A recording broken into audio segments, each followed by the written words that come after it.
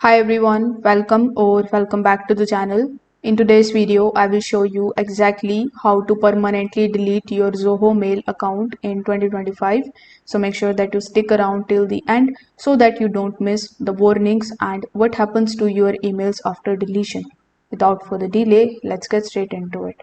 First of all, you need to open your web browser and here in the search bar, you need to simply search for zoho.com.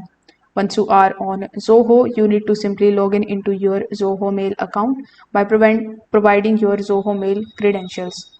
Now, once you are here in your Zoho Mails account, it should look something like this. Here, simply click on your profile icon in the top right hand corner of the screen. Then click on the option of My Accounts. Now, once you are in your Zoho accounts, you need to hover over to the left hand section and click on Settings.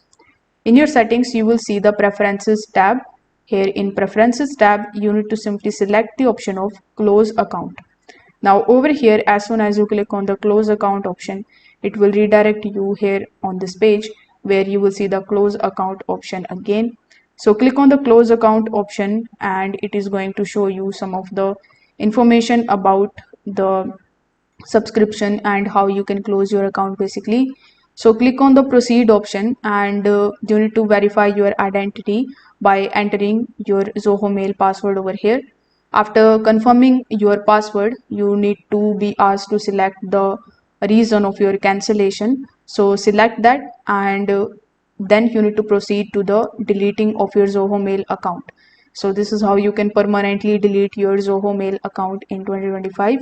If this video helped you out, make sure that you give this video a like, subscribe for more email tips and comment if you want a tutorial on switching from Zoho to Gmail or Outlook next.